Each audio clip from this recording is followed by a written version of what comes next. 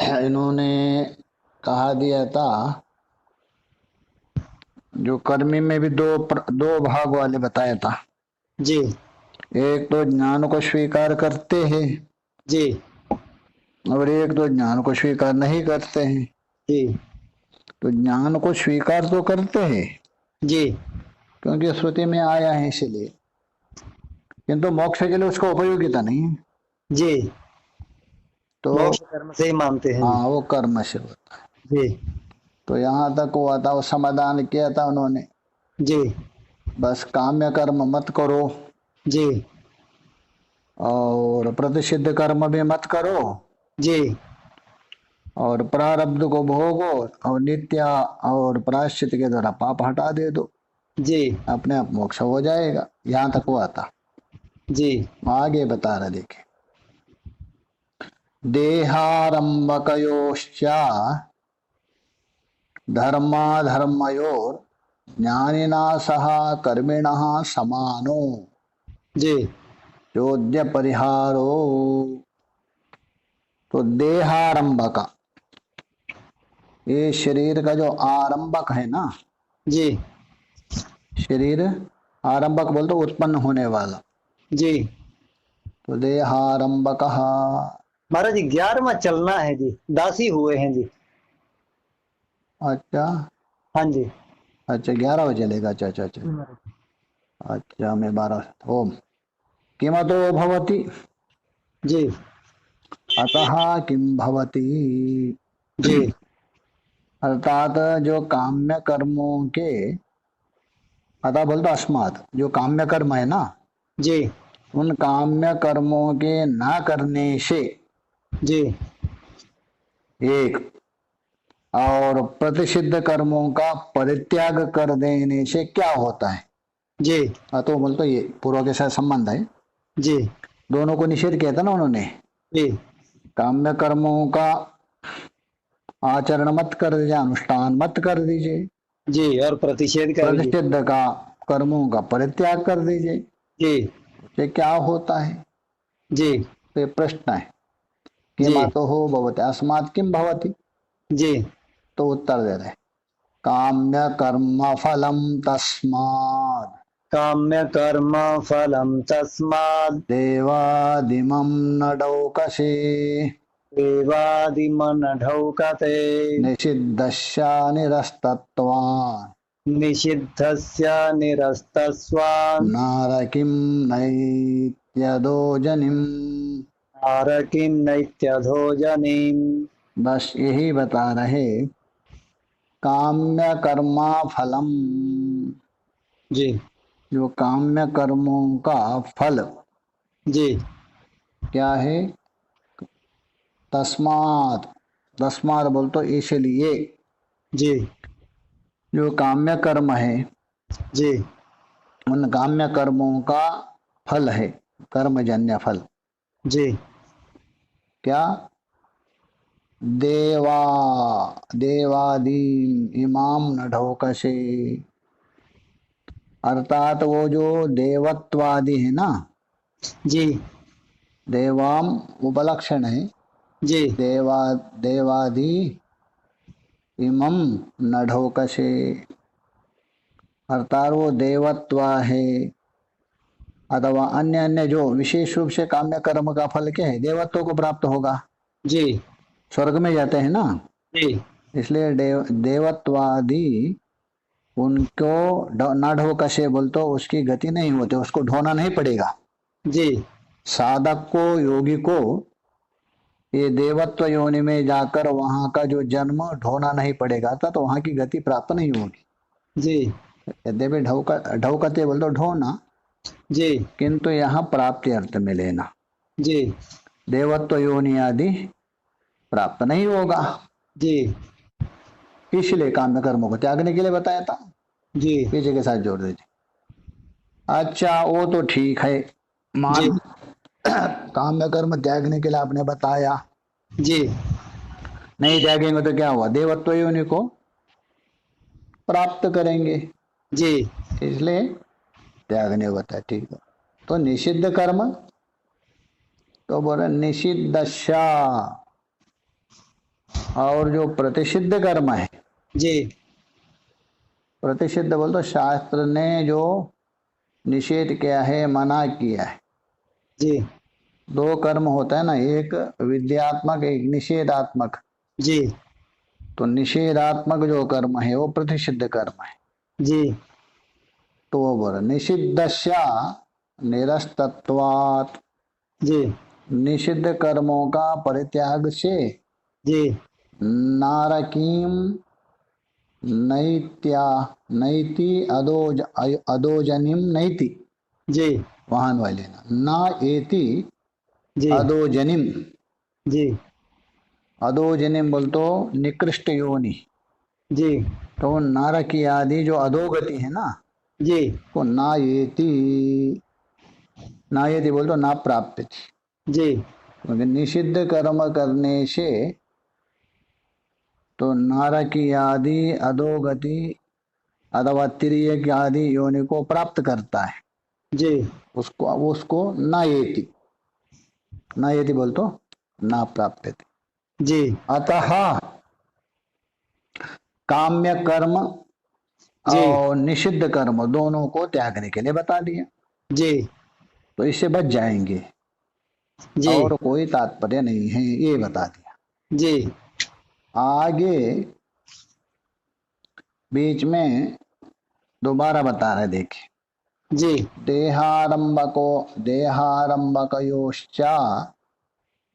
धर्माधर्मयोर ज्ञानिना सह कर्मिणा समानो, जी तो चोद्य परिहारो।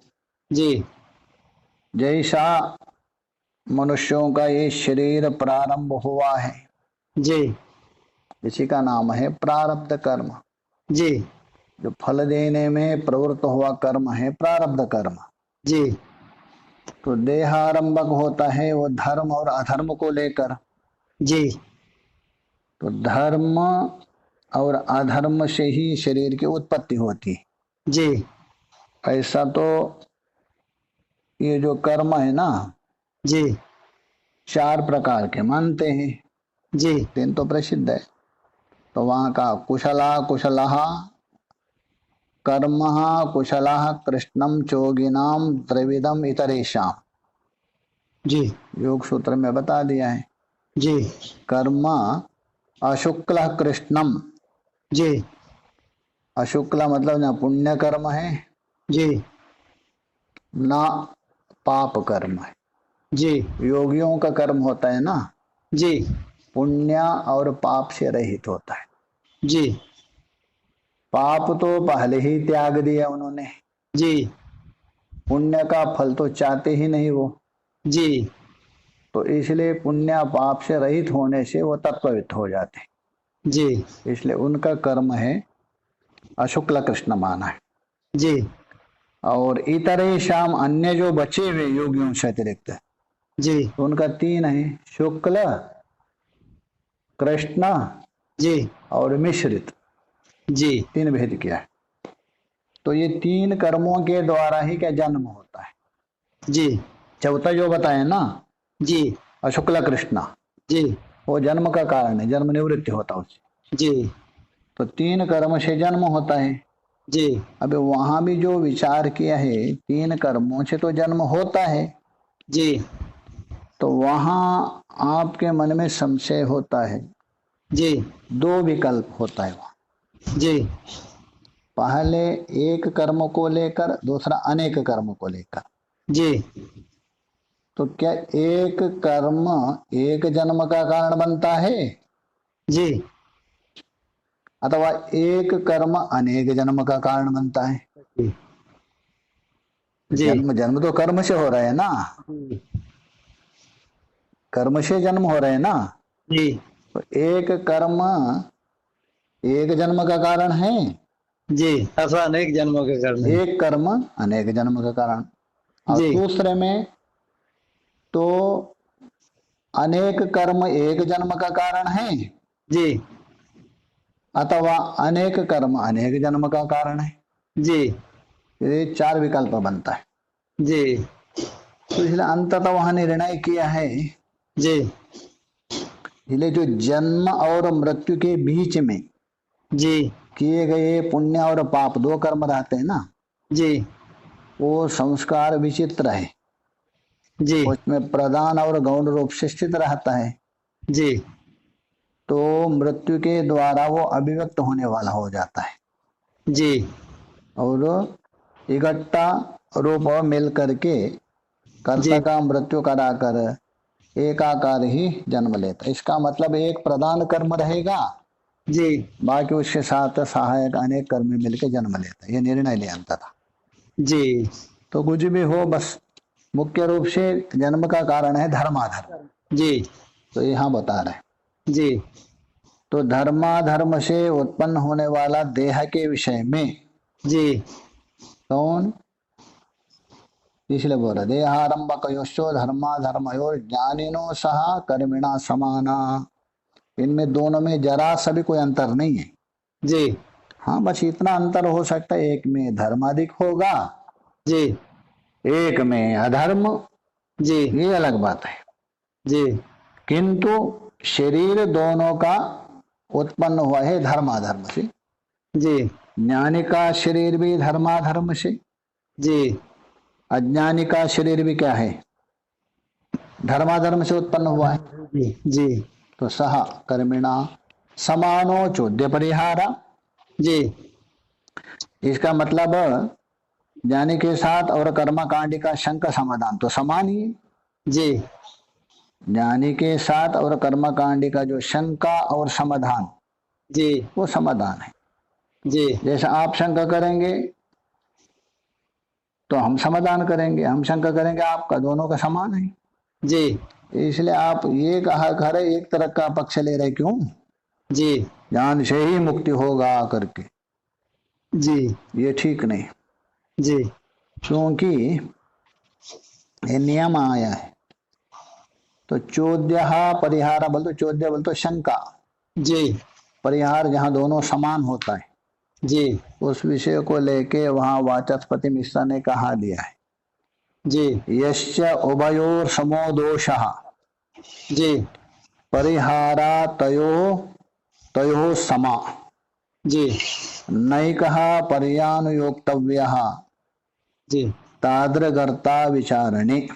जी यश्च, जहाँ उभयो दोष समान है, परिहार भी समान है, जी दोनों का दोष भी समान आ रहा है, जी परिहार भी समान होता है। जी तो एक में वहां परिहार बोल, तो एक में आप आग्रह करना उचित नहीं है, जी ये ही ठीक है, ये ठीक नहीं करके, क्योंकि दोनों में समान आ रहा है जी। दोनों में दोष भी समान है, जी परिहार भी समान है, जी तो इसमें परिहार को बोल, तो एक में ही आप आग्रह करना, जी एक पक्ष लेना, ये ठीक नहीं है। जी तो इसी भाव से बोल रहे चोद्य परिहारो समानो, जी कर्मकांडी और ज्ञानी में शंका और दोनों का समाधान है, जी यही भाव को लेके बता देखे। जी वर्तमानामिदं याभ्याम वर्तमानमिदं याभ्याम शरीरं सुख दुःखदम् शरीरं सुख दुःखदम् आरब्धं पुण्य पापाभ्याम आरब्धं पुण्य पापाभ्याम भोगादेवातयोक्षयः। भोगादेव तयोक्षयः। तो यहाँ बता रहे वर्तमानम इदम जी शरीरम, जी वर्तमानम इदम शरीरम, जी वर्तमान बोल तो ये उपस्थित, अभी उपलब्ध जो ये शरीर है, जी वहां अन्वय कर दीजिए। जी वो शरीर कैसा है, याभ्याम पुण्य पापाभ्याम आरब्धम, जी वहां लेना, याभ्याम जी द्विवचन है ना, जी तो पुण्य पापाभ्याम, जी जिन पुण्य और पाप कर्मों से, जी ऐसा मानते हैं ना, पुण्य अत्यधिक होने से जी देवत्व शरीर आदि प्राप्त होता है, जी पाप अत्यधिक होने से तिर्यग्योनि आदि प्राप्त होता है, जी पुण्य पाप मिश्रित होने से मनुष्य मानुष शरीर मानते हैं। जी और पुण्य में भी अंतर किया है बाद में, जी पुण्य में भी अब उत्कृष्ट पुण्य हो गया, जी तो देवत्व की। नहीं, ब्राह्मीय शरीर प्राप्त होता। अच्छा अच्छा जी। और जी पुण्य में थोड़ा मध्यम हो गया, जी इंद्रादि शरीर। जी पुण्य में थोड़ा और थोड़ा कम हुआ, अग्नि आदि। जी मान लीजिए सब फर्स्ट क्लास वाले हैं। जी फर्स्ट क्लास में भी अंतर करते हैं क्या? नहीं। जी करते हैं जी। फर्स्ट क्लास में फर्स्ट क्लास, जी फर्स्ट क्लास में सेकंड क्लास, जी फर्स्ट क्लास में थर्ड क्लास। थर्ड क्लास जी। मतलब 90, 80, जी 70 जी सब फर्स्ट क्लास है। जी किंतु फर्स्ट क्लास में फर्स्ट, फर्स्ट क्लास में सेकंड, फर्स्ट क्लास में थर्ड। जी इसलिए पुण्य में उत्कृष्ट पुण्य जो है ना, जी ब्राह्मीय शरीर, जी थोड़ा कम है ऐन्द्रिय शरीर इंद्र का, जी और थोड़ा कम है अग्नि आदि वायु आदि मानते। जी इसी प्रकार मनुष्य में भी, जी मनुष्य है ना बीच में सेकंड क्लास वाले, जी दोनों बराबर है। जी इनमें भी second class first, second class second, second class third करना पड़ेगा। जी जो धर्माधर्म दो बराबर है, जी उनमें धर्माधर्म में थोड़ा उत्कृष्टता यदि आने पर है, जी वो ज्ञान प्राप्त होने का योग्य शरीर हो जाता है। जी और थोड़ा कम होने से उपासना आदि कर्म आदि में प्रवृत्त होते हैं, जी और अत्यंत कम होने से भोग आदि में प्रवृत्त माना जाता है। जी यहाँ भी भेद किया। उसी प्रकार पाप में भी भेद। जी पाप में यदि सामान्य पाप हो गया, जैसे गाय आदि बन गए, जी और थोड़ा अधिक पाप हो गया, जी कुत्ता आदि बन गए, जी और भी अत्यधिक हिंसक सुअर है जी अथवा हिंसक पानी हो गए, जी वहां भी भेद किया। तो इसलिए यहाँ बता रहे, याभ्याम पुण्य पापाभ्याम, मतलब जिन पुण्य पाप कर्मों ने, जी इदम वर्तमान शरीरम, जी यह वर्तमान शरीर, जी सुख दुखदम, सुख और दुख देने वाला उत्पन्न किया। जी आरब्धम बोलते उत्पन्न किया। जी उसमें सुख भी है दुख भी है, जी इसलिए शरीर का लक्षण ही क्या है ना, जी भोगायतनम शरीरम, जी अथवा सुख दुख का अनुभवात्मकम शरीरम, जी ये लक्षण क्या, अथवा चेष्टाश्रयत्वम।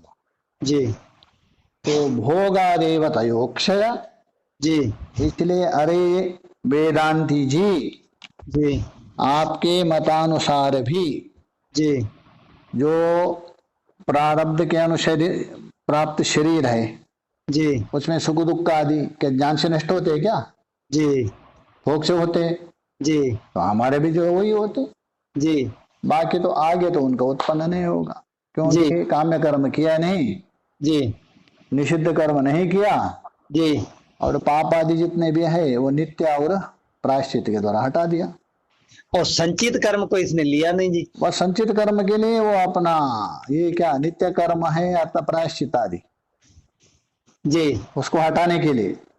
संचित को हटाने के लिए। हाँ, वो कौन अपना प्रायश्चित आदि है ना, जी प्रायश्चित कर्म काय के लिए, संचित आदि कर्मों को नाश करने के लिए। जी और आगे जो नित्य कर्म है, आगे पाप आदि ना हो, जी तो संचित कर्म हटा रहे आप प्रायश्चित के द्वारा, जी होने वाले पाप आदि हटा रहे नित्य कर्म से, जी और काम्य और निषिद्ध नहीं कर रहे, कर रहे हैं तो मोक्ष हो गई जी। और प्रारब्ध तो भोगना पड़ेगा, जी तो इसलिए मोक्ष क्यों नहीं होगा, जी ये इनका आक्षेप है।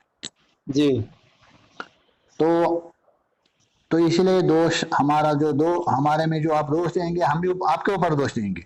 जी आप समाधान करेंगे, जी वही समाधान हम भी करेंगे, जी इसलिए आप एक तरफ से नहीं ले सकते। जी तो ये बता दिया। आगे बता रहे देखिए, जी काम्य प्रतिषिद्ध कर्म फलत्वात् जी संसारस्य तन्निराशेन एव अशेष अनर्थ निराशस्य सिद्धित्वात् किम नित्यानुष्ठानेन इति चेत तन्ना। जी बीच में मीमांसा के ऊपर जी आक्षेप उठाएंगे। जी अभी उनका ही चल रहा है ना पूरा बख्शी। जी अच्छा, काम्य प्रतिषिद्ध कर्म फलत्वात्, जी फलत्वाद संसारस्य, जी संसारस्य बोल दो, जबकि यह जो संसार है ना, जी सम्यक रूपेण जो निरंतर चल रहा है वो संसार, जी ये जो संसार है जी काम्याः प्रतिषिद्ध कर्म फलत्वात्, जी काम्या और जो प्रतिषिद्ध जो कर्म है ना जी उसका ही फल है, जी और कोई फल किसका नहीं है, नित्य कर्म का कोई फल नहीं है जी। और प्रायश्चित का भी कोई फल नहीं है। इसका भी फल नहीं है जी। तो इसका काम्या और प्रतिषिद्ध है, जी काम्य से पुण्य, प्रतिषिद्ध है पाप, जी वही धर्माधर्म हो रहे हैं। जी काम्य शब्द से लेना धर्म, जी प्रतिषिद्ध का मतलब अधर्म हो जाएगा। हो जाएगा जी। तो इसलिए संसार है काम्य और प्रतिषिद्ध कर्म का फल है। जी अतः संसारस्य जी तन्निराशेन एव, जी अतः उनकी ही निवृत्ति कर दीजिए। जी किसका? काम्य कर्म का जी और निषिद्ध कर्म का, जी उसी के निषिद्ध से। तन्निराशेन एव अशेष अनर्थः, अशेष अनर्थ निराशस्य, जी मतलब समस्त जो अनर्थ है ना जी उनकी निवृत्ति संपन्न होती है। जी अर्थात ये है, मान लीजिए वेदांति अथवा वेदांति का एक देशी जी मीमांसा को थोड़ा व्यंग्यात्मक उत्तर दे रहे हैं। जी अभी तक सिद्धांत नहीं आ रहा है पूरा पक्षी के ऊपर। जी अच्छा मीमांसक जी, आपने तो कर्म से ही मुक्ति होगी बोल दिया, जी उसके लिए आपने कैसा कहा दिया? काम्य और निषिद्ध कर्म ना करे, जी नित्य का आचरण करे जी और प्रायश्चित कर्म है वो करे जी और प्रारब्ध को भोगे मुक्ति हो जाएंगे। जी हम तो आपको और भी सलाह दे रहा हूं, जी क्योंकि जो संसार है जी ये तो काम्य और निषिद्ध कर्म का फल है, जी यही प्रतिबंधक होता है। जी मोक्ष में इनका निवृत्ति कर दीजिए, जी अनर्थ तो हट जाएगा। जी तो इसलिए नित्य कर्मों का अनुष्ठान का क्या जरूरत है आपके लिए?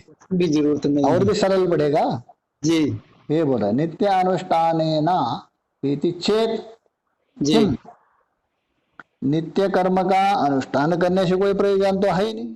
जी तो यह बोले चेत, यहां तक उनके ऊपर व्यंग्यात्मक एक प्रकार से पूरा पक्ष हो गया। जी तो उत्तर बोला ना, ऐसी बात नहीं। जी अरे हमारा सिद्धांत तो सुनो शास्त्र का। जी न तद अकरणादपि अनर्थः प्रसक्ते, जी तद बोल तो नित्य कर्म नहीं करने पर भी जी उससे भी अनर्थ का मतलब प्रत्यवाय दोष लग रहे हैं। जी तो प्रत्यवाय दोष का मतलब एक प्रकार का पाप ही है, हो गया जी। जी इसलिए उस प्रत्यवाय दोष ना लगे, जी अनर्थ ना जावे, जी इसलिए नित्य कर्म का करना पड़ेगा।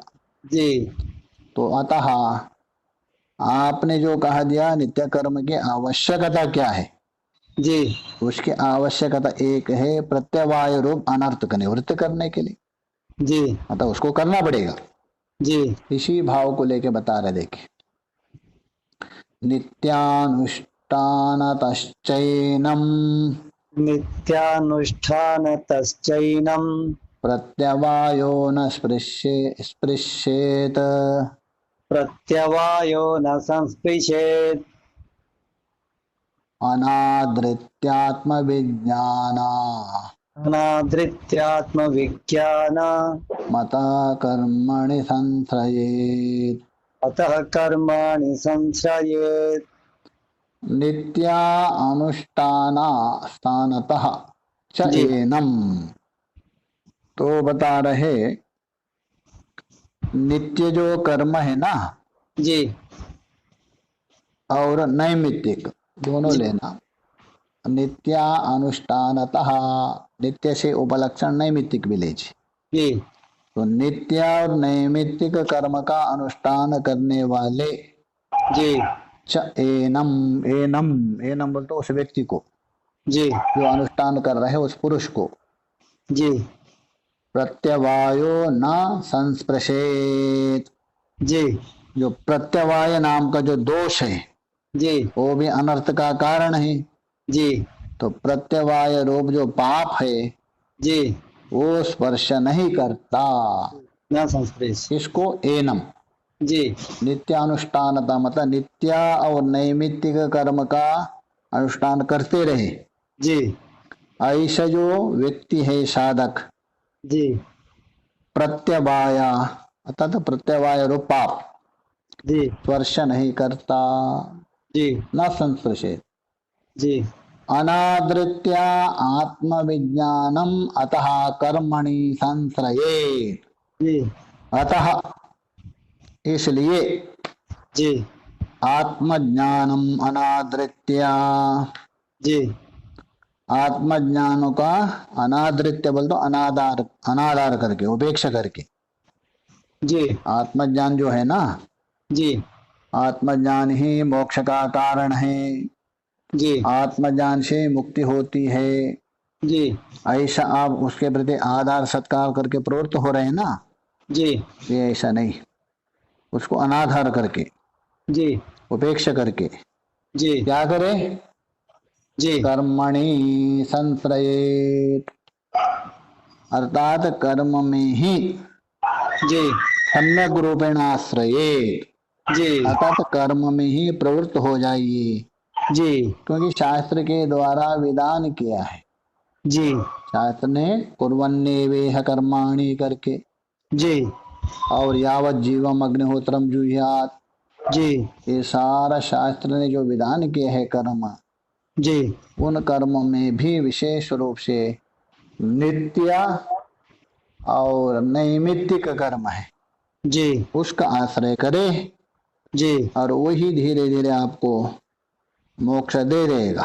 जी इसलिए आत्मज्ञान नहीं कर सकता है, जी में संभव नहीं। जी तो आगे उठाएंगे वो, जी ये बीच में आक्षेप करेंगे अब, तो आत्मज्ञान को माना क्यों आपने, जी मोक्ष नहीं देता तो स्वीकार क्यों किया, तो अभ्युगमवाद से हमने मान लिया, जी अभ्युगमवाद से शास्त्र बता रहा इसलिए मान लिया जी शास्त्र का, किंतु वो मोक्ष का कारण नहीं है। जी वो या तो ये वो कर्म का सहायक बनेगा, जी कर्म का अंग बनेगा, जी अथवा कर्म का सहायक बनेगा, जी किंतु मोक्ष का कारण नहीं। नहीं है। जी क्योंकि इनके मतानुसार है ना, जी दो पदार्थ होते हैं ना, जी एक विधि परक होता है, ये सिद्ध पदार्थ होता है। जी तो ये कहते हैं सिद्ध पदार्थ जो भी है ना, जी वो बोध नहीं करवाता है। जी जब भी बोध करेंगे आपको विधि परक जो शब्द है वही बोध करवाएगा। जी विधि के बिना केवल सिद्ध पदार्थ है वो बोध नहीं करवा सकता है। जी विधि परक मतलब जैसे आगे आगे बता भी सकते हैं तो बताएं, जैसा आप वो कोई सुनु जी पश्चा ये बोलना पड़ेगा, जी अन्यथा ज्ञान नहीं हो सकता आपको। जी अच्छा, यदि जो अयम घटक करने से आपको ज्ञान कहाँ से होगा, जी होता है क्या नहीं, जी अयम घटा जी ज्ञान तो होता है, जी किंतु वो कहते अयम घटा ये तो बाद में हो रहा है, जी किंतु पहले अयम घटा पश्चा, नए नए बच्चे को बोध करवा देना आपको, जी शुरू शुरू में शक्ति बोध करवा रहे, जी उस समय में अयम घटा कहने से बच्चे को कभी बोध नहीं होगा। नहीं बोध होगा जी। देखो अयम घटा पश्चा, देखो अरे ये जी घट है देखो, जी तो उसको दिखाना पड़ेगा ये घट है देखो, ये कौवा है देखो, जी इसलिए वहां पश्चा श्रृणु ये शब्द रहता है विधिवाचक। जी बाद में जो होता है ना जी वही विधिवाचक से बोध हुआ उसी को होता है, जी इसलिए बिना विधि से ज्ञान नहीं हो सकता उनका सिद्धांत। जी अतः वेदांत जो ज्ञान बताने वाले वहां कोई विधि है ही नहीं। जी तो ज्ञानादेव कैवल्यम कहा, तत्वमसि यहाँ कहाँ विधि वाक्य है, जी अहम ब्रह्मास्मि जी किसी वाक्य में भी विधि वाक्य है नहीं। जी इसलिए ज्ञान तो है किंतु मोक्ष का कारण बनेगा नहीं, जी ये इनका तात्पर्य। जी वेदांति खंडन करेंगे उसको, ऐसा नहीं है, सिद्ध परक वाक्य से भी बोध होता है, जी नैयिक भी मानते जी ऐसा नहीं, तो जी कल विचार। जी ओम पूर्णमदः पूर्णमिदं पूर्णात् पूर्णमुदच्यते पूर्णस्य पूर्णमादाय पूर्णमेवावशिष्यते। ओम शांति शांति शांति। शंकरं शंकराचार्यं केशवं बादरायणं सूत्रभाष्य कृतौ वन्दे भगवन्तौ पुनः पुनः ईश्वरो गुरुरात्मेति मूर्ति मूर्तिभेद विभागिने व्योमवद्व्याप्तदेहाय। दक्षिणामूर्तये नमः। ओम शांति शांति शांति। शांति। प्रणाम महाराज जी। प्रणाम प्रणाम प्रणाम।